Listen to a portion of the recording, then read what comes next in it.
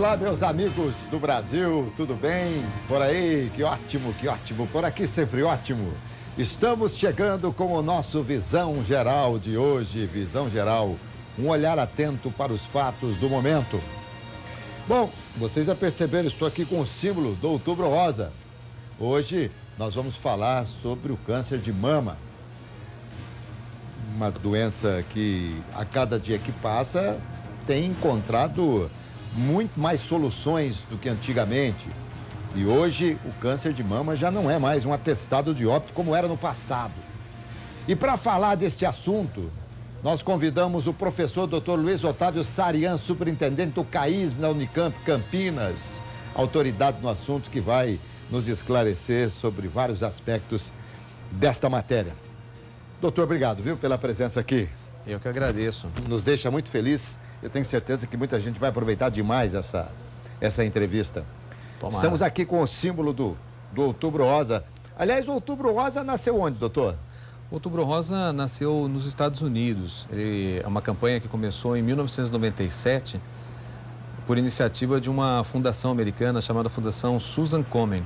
Uma fundação a partir de uma milionária norte-americana que doou praticamente todo o seu patrimônio para a luta contra o câncer de mama.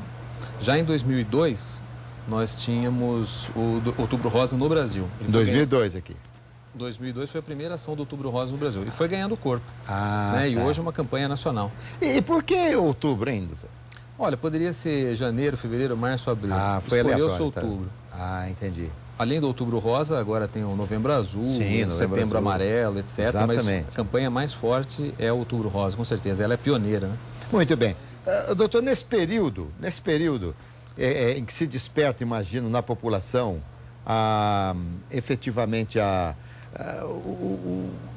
uma luz para as mulheres, daquelas que estão preocupadas, olha, eu tenho que fazer mamografia. Nesse período, há um número maior de mulheres que procuram os hospitais para fazer os exames? Olha, eu acho, Alberto, que é para isso mesmo que serve a campanha. É para fazer com que as pessoas procurem, né, ficar alertas para o câncer de mama. Então, se sentem algum nódulo, vê lá o Outubro Rosa, lembra-se daquilo, e aí procura o seu médico ou procura o centro de saúde com a finalidade de se tratar. É para isso que serve, né, o Outubro Rosa. E aumenta, sim, aumenta a procura. Muito bem.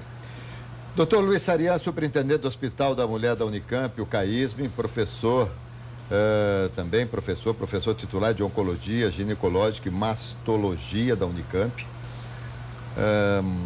Se você é de qualquer lugar do Brasil, a matéria é extremamente abrangente, nós sabemos que todo mundo tem curiosidade, não só as mulheres, os homens também. Fique à vontade aí para utilizar o nosso WhatsApp, que é o 99918-3131. Você, por meio desse WhatsApp, faz a sua pergunta e a gente responde aqui com o doutor. Claro que vem muitas perguntas, mas a gente vai selecionando, porque muitas perguntas são iguais também. Eu falei para as mulheres e para os homens, homem pode ter câncer de mama também? Pode ter câncer de mama. Mas é muito menos comum, né? 1/100. Um para cada 100, isso. Para cada 100? Um para cada 100. Então não é tão pouco não, hein? Não é tão pouco, não é tão pouco. Um para cada 100. E observa-se o mesmo tratamento, a mesma coisa? Não? O tratamento é igual. O grande problema no homem é que, em geral, o diagnóstico ele é feito mais tardiamente. O homem também não está atento para essa questão. Às vezes aparece um nódulo e o diagnóstico, às vezes, ele é um pouco mais tardio do que na mulher. Mas o tratamento é o mesmo. Muito bem. Doutor, assim, claro que nada melhor do que a mamografia. Que normalmente vocês médicos recomendam às mulheres a partir de que idade? Olha, existem diversas recomendações. No Brasil, hoje, a recomendação é iniciar agora aos 50 anos. Aos 50, aos 50 anos. Alguns países recomendam o início aos 40 anos. Tá? Existe bastante controvérsia sobre qual é o melhor momento. Para alguns grupos de mulheres, pode-se começar o rastreamento até um pouco antes, aquelas que têm antecedentes na família muito fortes de câncer de mama, às vezes começa até um pouco mais jovem. Tá, mas se normalmente não tem nenhum antecedente, se a mulher não tem, a mãe não teve, os parentes não tiveram e tal, essa mulher aos 50 anos deve começar a fazer Essa é a atual regra aí no Brasil, né? Entre os 40 e 50 anos, procurar um médico para... Mas o que não elimina a possibilidade de uma pessoa mais jovem ter o problema. Não elimina, não elimina. Ninguém está isento. Ninguém está isento. Tá. Então, até que se faça a mamografia por uma determinação da medicina, aí, aos 50 anos, a mulher deve continuar sempre fazendo o exame de apalpação e tal. Isso tem que continuar fazendo. Deve fazer. O ideal é sempre fazer o exame da palpação. Ele é um exame que ajuda um pouco, mas ele não resolve os problemas, né? Então, sempre que a mulher perceber que tem alguma coisa diferente na sua mama, ela deve procurar o seu médico com a finalidade de examinar, né? O problema da mamografia é que não adianta começar muito cedo, porque a mama da mulher ela é muito densa e aí o exame acaba não funcionando direito. E também porque o câncer de mama ele é bem menos comum nas mulheres jovens, embora o número de cânceres em jovens esteja crescendo. Doutor, e quem amamenta tem mais ou menos possibilidade de desenvolver um câncer de mama ou não tem nada a ver? A pessoa, quando ela engravida, depois que ela engravida, o risco dela desenvolver câncer de mama diminui. Diminui. Então, não é a amamentação em si que diminui o risco, mas o fato de ter uma gravidez, principalmente a gravidez antes dos 35 anos, reduz o risco do câncer de mama. Existe uma razão específica para isso? Porque a mama, ela fica madura no momento em que a mulher engravida. Então, os hormônios da mulher preparam a mama para justamente a amamentação, né? E nesse momento, os genes da mama, eles se estabilizam. Então, a probabilidade de aparecer um câncer, todo câncer é uma doença que tem origem genética, diminui. Todo câncer tem uma origem genética? Todo câncer. Todo e qualquer câncer, aparece a partir de algum erro nos genes da célula. Tá. Né? Então, algum problema nos genes faz com que a célula comece a proliferar sem parar. E a hereditariedade também tem alguma ligação? No câncer de mama você já meio que respondeu que sim, né? Sim. Também não significa que seja líquido e certo. Quem teve a mãe com câncer não significa que vá ter, mas tem muito mais probabilidade, é isso? A probabilidade aumenta muito naquelas mulheres que têm algum parente de primeiro grau que tiveram câncer muito cedo. Então, por exemplo, se sua mãe teve câncer antes da menopausa, isso é um fator de risco importante. Ou algum parente próximo que teve câncer também muito cedo. Isso indica que pode ser que tenha alguma coisa na família que aumenta o risco de ter um câncer de mama. Muito bem. E quando a pessoa tem, antes da menopausa, bom, me perdoe aqui, eu sou leigo, né? Eu não entendo nada, mas quando a mulher entra na menopausa, ela não menstrua mais. É isso? É isso. Muito bem. Então, enquanto ela menstrua, essa ligação, digamos assim, ou esse ciclo, ele pode transferir, ele pode levar um câncer de uma mama para um útero, alguma coisa assim? Não, é normal a pessoa menstruar e o câncer da mama ele não vai se ligar com o útero. Não, tá. O que acontece é que, por que a gente se preocupa com essa questão hereditária nas mulheres jovens? É porque o câncer, esses erros da genética das células, são lesões que vão acontecendo nas células ao longo do tempo. Se a pessoa tem isso muito cedo, pode ser que ela já tenha herdado alguma coisa que favorece o aparecimento dessas alterações dos genes, né? Então é por isso. Doutor Luiz Sarian, lá atrás, quando eu falo lá atrás, há alguns anos, né? O que para nós é muito, mas para a história não é nada. Mas vamos imaginar aí, há 40 anos, alguma coisa assim, você não falava para a pessoa que a pessoa estava com câncer. A pessoa estava com doença ruim. Você não pegou esse tempo, mas com toda certeza seus pais sabiam que a coisa funcionava assim. E, por exemplo, a minha mãe, ela teve um câncer de mama e operou, ficou 4 anos e pouco, mais ou menos bem e tal. Aí depois veio metástase e tal, e no fim acabei perdendo a minha mãe. Veio metástase, bastante tempo, né? Mas ela morreu sem saber, quer dizer, ela poderia saber, até imagino que soubesse, mas ninguém disse a ela que ela tinha câncer. Hoje, o diálogo é totalmente diferente. Hoje o diálogo é completamente diferente porque o paciente, a gente prioriza que ele tenha todas as informações para tomar junto com a gente as decisões. E o câncer hoje, né, ele não é uma sentença de morte para ninguém. Ele é uma doença que precisa ser tratada como qualquer outro tipo de doença. Às vezes a pessoa pode não ser curada do câncer de mama, mas ela pode conviver, do câncer de mama ou de qualquer outro câncer, mas pode conviver com ele durante muito tempo. Às vezes a pessoa até morre com o câncer, mas não morre do câncer. Tá. E uma coisa boa também é que o câncer de mama, quando ele é diagnosticado cedo, no comecinho, com as técnicas atuais, ele é curável em até 95% das vezes. Então a pessoa sai completamente curada do tratamento. Necessariamente com uma mastectomia, ou há cânceres de mama que são tratados só com radiação, com químio, sem ser invasivo? Quase todos os cânceres são tratados com cirurgia, os cânceres de mama. Só que as cirurgias elas estão cada vez menos agressivas. Então é feita uma cirurgia para retirar o tumor, mas a pessoa fica com a mama dela. E quando a pessoa tem que tirar a mama, é possível fazer a reconstrução da mama. Reconstrói essa mama com a musculatura, coloca uma prótese. Isso é plástica? É uma cirurgia plástica. É uma cirurgia que é feita junto com a cirurgia de tratamento do câncer. E isso, doutor, é indicação para todas as pessoas? A mastectomia é a retirada total da mama? Mastectomia é tirar a mama. A mama? A mama. Muito bem. Tira até alguma coisa dos glândulos aqui do braço?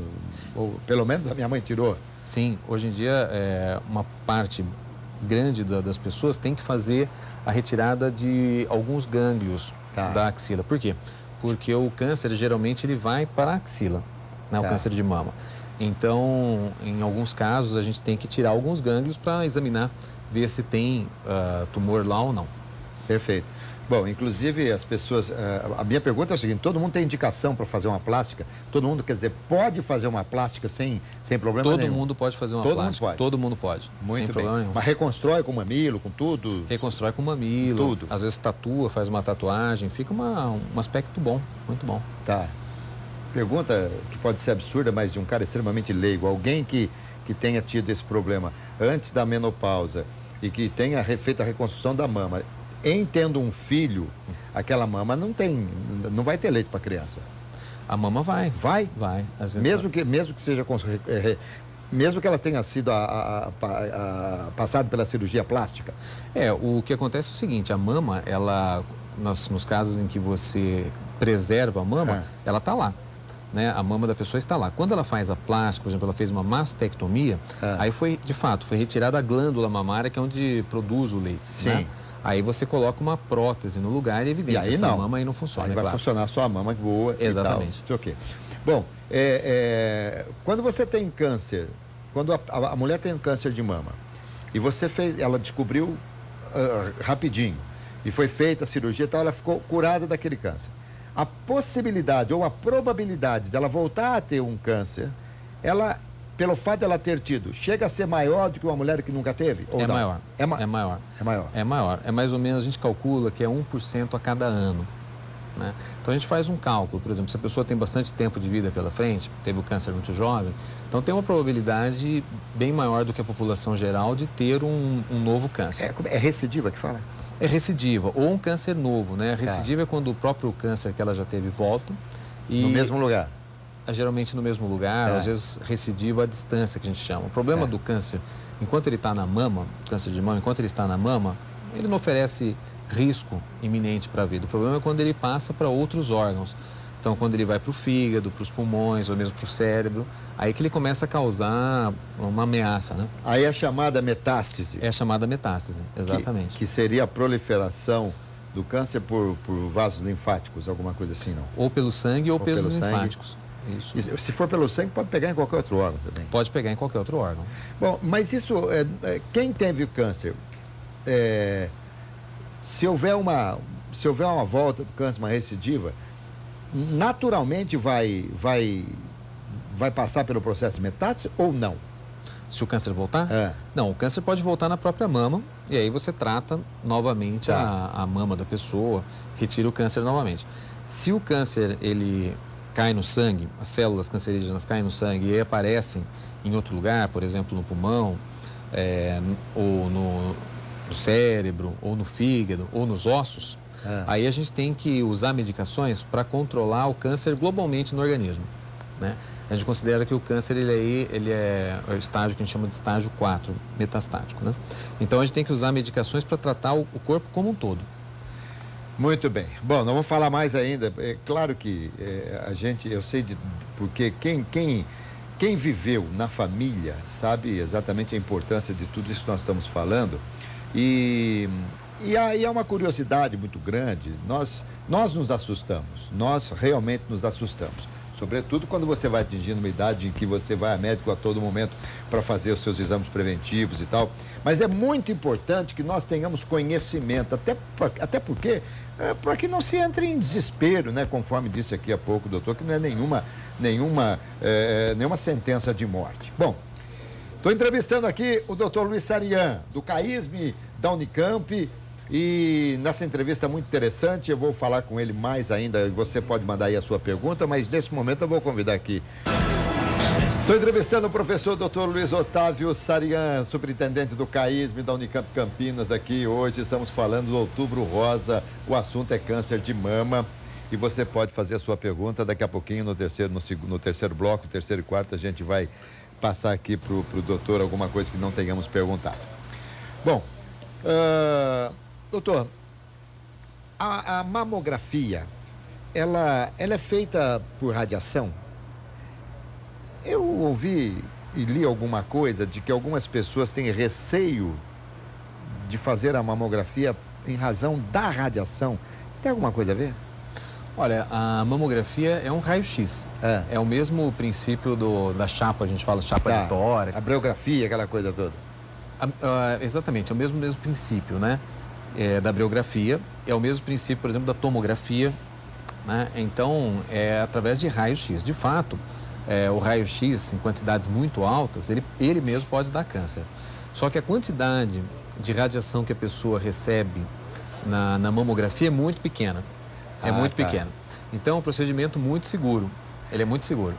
Muito pior se não houvesse proteção para quem? Para a enfermeira que está ali, a técnica ou o técnico. Tem que ser protegido, porque está todos os dias ali. Mas em um momento só em que é aplicada a radiação da mamografia, tranquilo, seguro. Doutor, eu até brinquei aqui contigo no intervalo, né? O coveiro, ele enterra 10 pessoas por dia. Para ele é uma coisa normal, faz parte do trabalho dele. O médico, por exemplo, o oncologista, eu jamais seria oncologista, viu? Porque eu ia chorar junto com o paciente, porque é uma coisa... Aliás, eu seria médico, né? Mas vocês estão, assim, tratando com o negócio com uma tranquilidade muito grande. Agora, a família, quando recebe essa notícia, vocês não acham, desculpa dizer, que vocês médicos são muito... Vocês são muito ríspidos às vezes, já chegam e já falam, não tem... Claro que há médicos e médicos, mas o que você pensa disso aí? Você não acha que deveria ter uma forma muito mais tranquila de se passar a notícia para a família?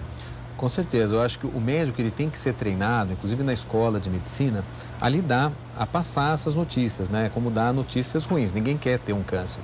Então, uma notícia ruim.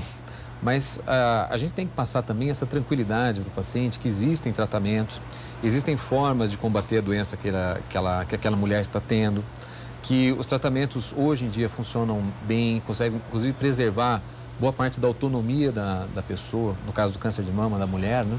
Então o médico ele tem que ser treinado para dar essa visão positiva, até para fazer com que todo mundo se una em volta daquele paciente e faça com que ele transite por aquela fase de uma maneira mais tranquila, né? Mais pacífica.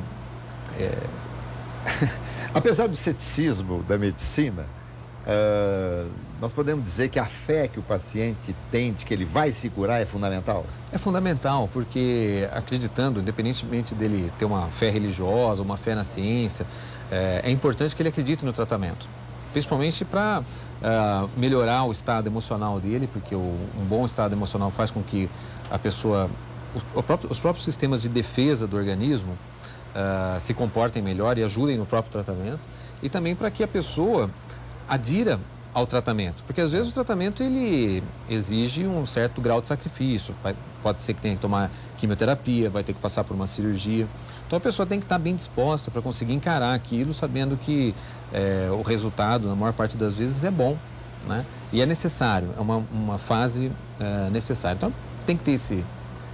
Toda cirurgia para se tirar o tumor ou para se tirar eventualmente a mama toda cirurgia requer depois que se faça quimioterapia? No caso do câncer de mama, praticamente sempre a pessoa vai fazer algum tipo de quimioterapia depois. São poucos os casos em que a pessoa não fará quimioterapia, apesar de fazer a cirurgia. Tem 2 tipos de quimioterapia. Um é para tratar o tumor quando já diagnosticou ele numa fase tardia, porque ele já está metastático, né? Aí é um tratamento, é um tipo de quimioterapia que se chama quimioterapia adjuvante. Desculpe, neoadjuvante. Quando a pessoa faz a cirurgia e aí vai fazer uma complementação com a quimioterapia, é chamada de quimioterapia adjuvante. Tá? Adjuvante. Então, quer dizer, ela é uma suplementação ao tratamento cirúrgico. E as pessoas suportam bem os efeitos colaterais da quimioterapia? Na maior parte das vezes suportam muito bem. Mas aí entra aquilo que você falou, né, Alberto?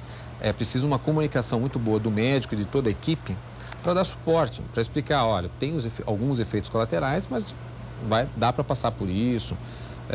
Tem medicações para ajudar a melhorar a sensação geral.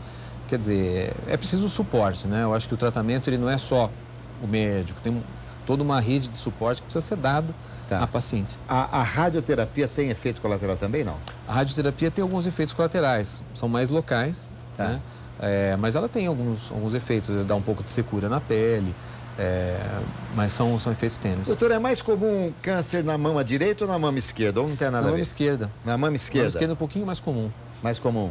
É uns 3 ou 4% mais comum. Ninguém sabe direito por quê. E eu vou lhe dar uma explicação, olha só, hein? Que também, evidentemente, isso aí foi porque a minha mãe também teve na mama esquerda. E claro que você, quando a medicina, você está tratando, mas você acha que alguma coisa pode ser feita além da medicina e a família procura muita coisa. Se falar que é bom fazer determinada caminhada assim, a pessoa vai fazer, enfim. E eu fui a um médico, levando a minha mãe em Taubaté, Dr. Sembranelli, talvez até você já tenha ouvido falar. Sim. Já deve ter morrido, inclusive. E eu perguntei exatamente isso. Ele disse que nas pessoas que são destras, é mais comum na mama esquerda. Nas pessoas que são canhotas, é mais comum na mama direita. Segundo ele, porque existe movimentação. E o músculo, existe câncer de músculo? Existe também? Existe câncer de músculo. Muito difícil. É mais raro. Mais raro. Chama sarcoma. Sarcoma? Uhum. Muito bem. E ele disse que o músculo, quando ele está se movimentando muito, ele tem um líquido que é, sei lá, meio anticancerígeno, alguma coisa assim. Sim. E o interessante é que ele me falou, você já ouviu, não sei se hoje tem, câncer de coração? Tem?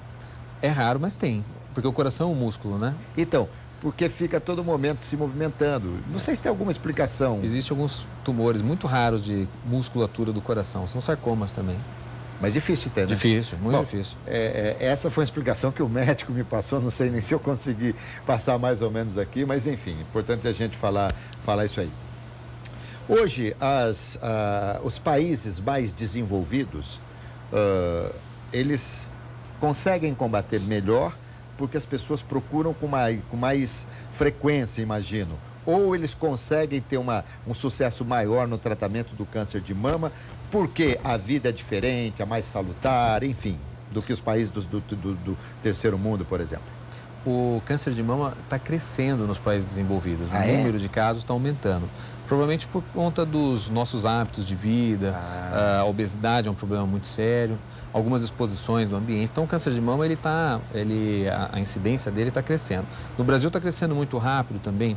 O Brasil também está se desenvolvendo, as mulheres têm menos filhos, a obesidade também está sendo um problema importante para nós. Mas, em geral, a tendência mundial é um aumento no número de casos. Doutor, o exame preventivo doméstico, que a mulher faz, ela faz apalpando assim e tal, é o único? Ou há sintomas que ela possa perceber ao longo da vida? Olha, eu estou sentindo isso. Eu vou dizer por que eu estou te perguntando isso. Porque e eu volto ao caso da minha mãe, embora seja muito lá atrás, ela dizia que ela sentia uns certos tremores no seio, meio que repuxando alguma coisa assim. Parecia até que movimentava um pouco a blusa e tal. Tem a ver isso? O que acontece o câncer de mama, uma coisa importante, ele não dói. Então, o câncer de mama, na mama, enquanto ele está na mama, ele não dói. Ele vai doer quando? Quando ele espalhou para os ossos. Então, na mama, o que a pessoa, às vezes, percebe? Às vezes ela percebe um nódulo, mas esses já são cânceres um pouco avançados. Percebe um nódulo, Ou às vezes sai um líquido do mamilo que não tem a cor do leite, é um líquido como se fosse água transparente. Às vezes o bico do peito, o mamilo, ele inverte, ele entra, como se estivesse invertendo, né? Então tem vários, às vezes aparece uma crosta no mamilo, mas são casos mais avançados. Mas então é importante demais falar isso aí que você está falando. Então vamos lá, só repetindo aqui. O ideal sempre é consultar o médico. Aliás, isso aí é fundamental. E sobretudo depois de 50 anos. Mas se você tiver com o mamilo entrado, se tiver uma crosta ali como é que chama a parte que envolve areola. Areola.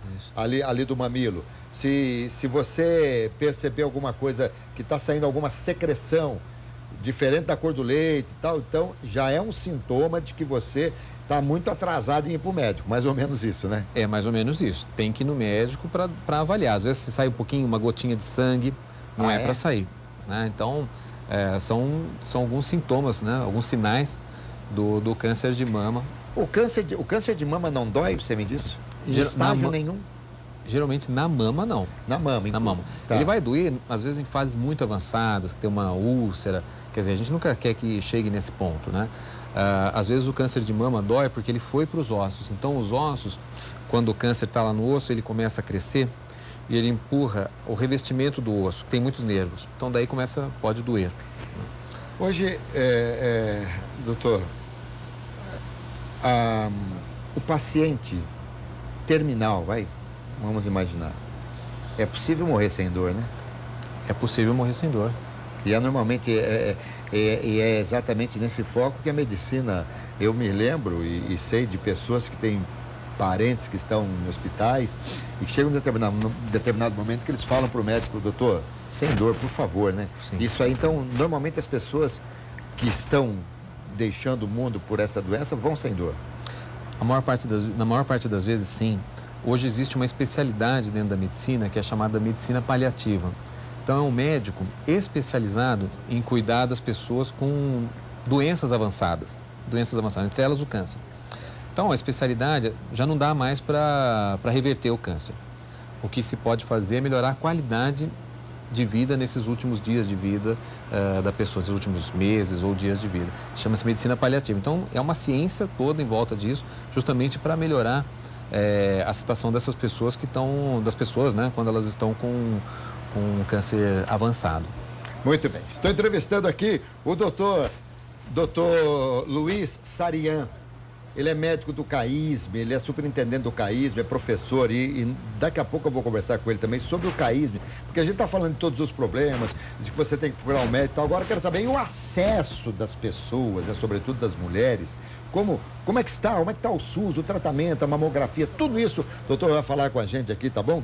Mas agora, mulheres e homens e mulheres, eu vou chamar o Eli.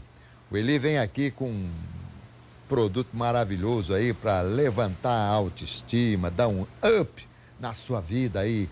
O Eli vai falar de sexo. Aliás, sexo é um negócio muito importante que as pessoas precisam prestar muita atenção, não é verdade, Eli? Estamos de volta com o nosso Visão Geral de hoje, entrevistando aqui o Dr. Luiz Surian, superintendente do Hospital da Mulher, o CAISM da Unicamp. Aliás, a Unicamp completando 50 anos e o CAISM completando 30 anos, é isso, doutor? 30 anos. 30 anos. E o CAISM atende só o SUS, né? SUS. E como é que é? Como é que tá vivendo o CAISM hoje? O SUS tá pagando em dia, o governo tá pagando em dia, tudo direitinho, não? O CAISM, ele é um hospital universitário. Então, hoje ele é um hospital ligado à Unicamp.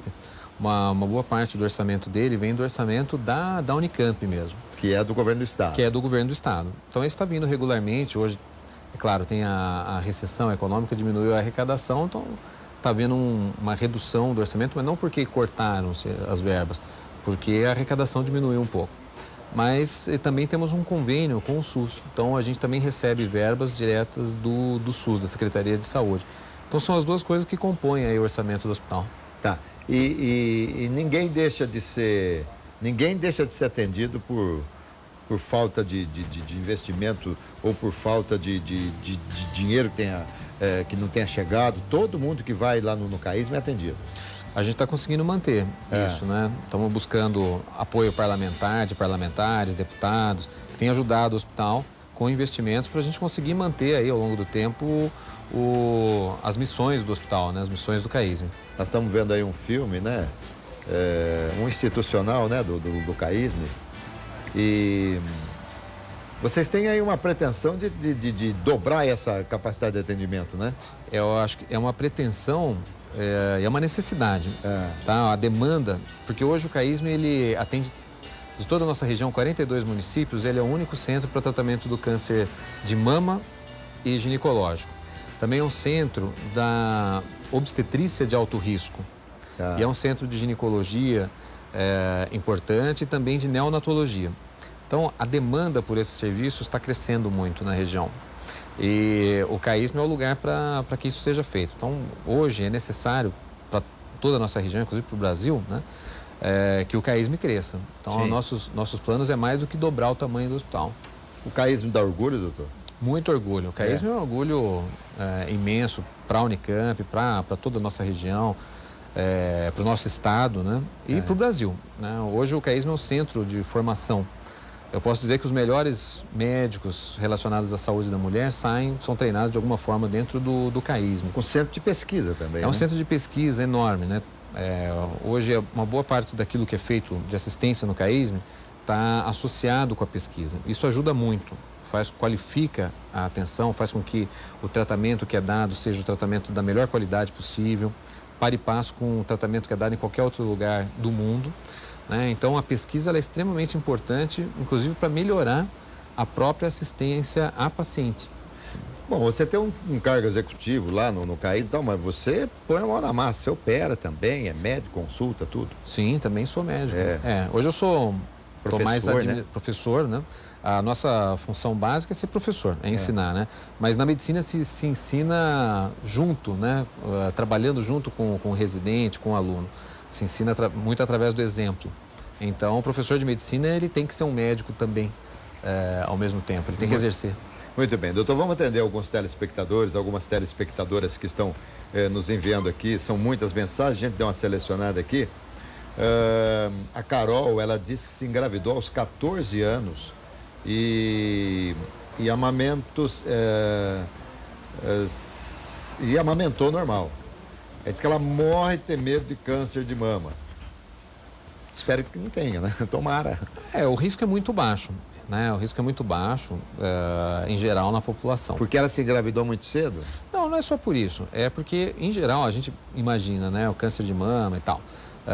Hoje, o risco de morrer por câncer de mama, o risco da pessoa ter o câncer de mama é 1 para cada 9 mulheres vai ter em algum momento da vida dela. 1 em cada 9? 1 em cada 9 mulheres.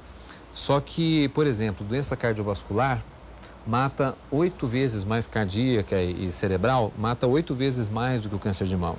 Então, o câncer de mama, ele é uma doença prevalente, mas ela não é tão assustadora assim. Ela não precisa ficar tão preocupada. A não ser que na família dela tenha muita gente jovem que teve câncer de mama. Aí sim. Mas se isso não ocorreu... Aí sim, quer dizer, não significa que ela vai ter. Aí sim ela tem que ficar preocupada. Aí sim ela tem que... Exatamente. Eu acho que aí ela precisa se precaver um pouco mais, procurar o médico, ver o que é necessário fazer, porque ela talvez esteja num grupo de maior risco. Mas não necessariamente vai ter. Muito bem.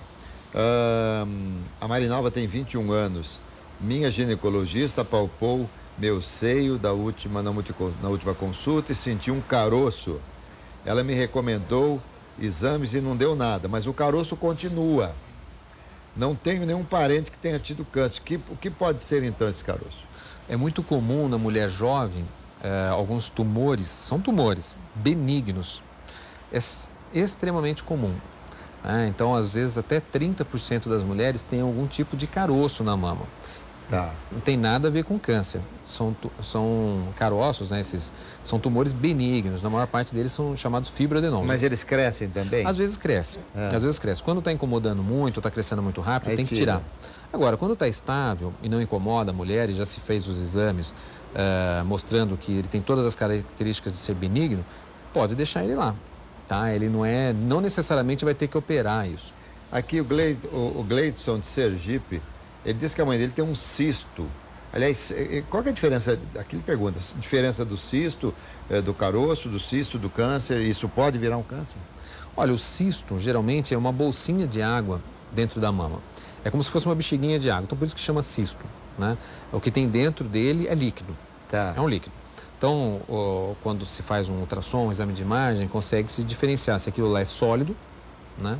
Ou se essa lesão aí, ela é cística, né? Mas também é extremamente comum, principalmente nas mulheres mais velhas, cistos de mama. Não necessariamente é um câncer, nem significa que é um fator de risco. Nem quer dizer que vai virar. E nem quer dizer que vai virar. Tá, entendi. Aqui o nosso amigo Vinícius, lá do Rio Grande do Norte, Natal. Bom que a nossa televisão pega no Brasil todo, né? Vem de todo lugar aqui. Esse que ele vai se casar agora, dia 31 de dezembro. A noiva tem 23 anos, ele tem 25. Ele queria saber se um câncer de mama pode afetar a vida sexual do casal, principalmente assim na juventude, como jovem como eles são. O câncer afeta? Acho que nada a ver? Olha, o que pode afetar, no caso aí do câncer de mama, é um pouco a tensão psicológica relacionada ao câncer. Mas o câncer por si só, ele não afeta a vida sexual, ele não tem nada para afetar a vida sexual. O que acontece é que às vezes alguns tratamentos mexem um pouco com alguns hormônios. Então tem que ver com o médico uma forma de balancear isso, né? Então eventualmente tem que mexer no balanço hormonal da mulher e isso pode diminuir ou modificar um pouco a questão do desejo sexual, tá? Mas o câncer por si só, ele não é para afetar a vida sexual. E a mulher que tiver, a mulher que faz o tratamento de câncer, que faz aí a cirurgia e tal, ela pode ter relação normal? Normal. O seio pode ser tocado pelo marido, normal? Sem problema nenhum. Sem problema nenhum. Não acontece nada com o seio. Muito bem. Meu nome é Sara, tenho 20 anos, gostaria de saber por que as doenças, mais da metade das doenças aparecem quando estamos no fim da vida. Pô, Sara, é melhor, né? Parecer, ainda bem. Parecer antes é como o cara está dizendo que a gente não espera. Realmente, a gente não espera, né? Aliás, é uma coisa assim, os médicos urologistas dizem que se o homem viver a 120, 130 anos, um dia ele vai ter um câncer de próstata. Podem os ginecologistas ou oncologistas falarem que a mulher, se viver até 130 anos, um dia vai ter um câncer de mama, não? Qualquer pessoa, dependendo se viver muito tempo, algum dia vai ter algum câncer em algum lugar. Vai ter? Porque o câncer, ele vem desse acúmulo de lesão dos nossos genes. Então, em algum lugar vai aparecer. No homem, de fato, o mais comum é que apareça na próstata, mas nem todo mundo vai morrer de câncer de próstata, né? Aliás, uma boa parte dos homens que têm câncer de próstata morre com o câncer e não dele.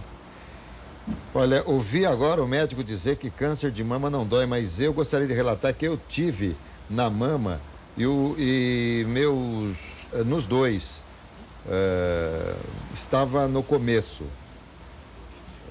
Então, assim, os casos que foi, só descobri por causa da dor e do nódulo que era pequeno, a Daiane de Limeira.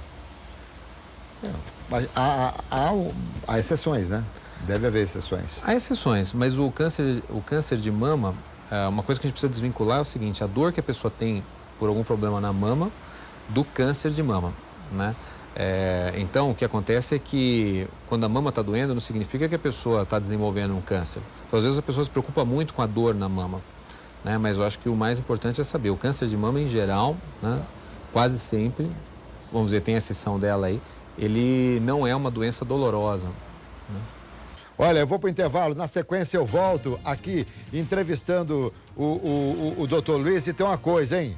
E tem uma coisa, tem algumas perguntas muito interessantes aqui, não saia daí, a gente volta já já. Voltamos, estamos em cima da hora, doutor. Eu só queria te perguntar para o senhor o seguinte: a Andréia quer saber se quem teve HPV pode desenvolver um câncer no colo do útero. Pode, mas muita gente tem HPV, pouquíssimas vão ter câncer do colo. O que importa é ir no médico fazer o Papa Nicolau. Muito bem. A Adriana diz que ela tem displasia mamária, sente muita dor e pergunta se isso é normal. Ela é do Rio Grande do Norte. Olha, 80% das vezes, só elucidando que aquilo lá não tem a ver com câncer de mama, a sensação da dor já melhora. O que importa é ir investigar junto com o seu médico se aquela dor tem alguma relação com alguma doença. Na maior parte das vezes, não tem. E eu tenho duas perguntas. Gostou e você volta? Gostei muito, está de parabéns pelo programa aí e, claro, sempre que necessário, estamos aí. Muito obrigado. Eu que agradeço, doutor. Viu? Eu que agradeço pela oportunidade. Gente, conversei com o doutor Luiz Sarian, uma simpatia, extremamente competente, superintendente do Hospital da Mulher Caísmo da Unicamp. E Agradeço a você pelo carinho da audiência. Nós voltamos amanhã. Saúde, paz, alegria e muita sorte. Doutor, vamos embora. Foi fantástico, viu? Muito obrigado. Muito obrigado.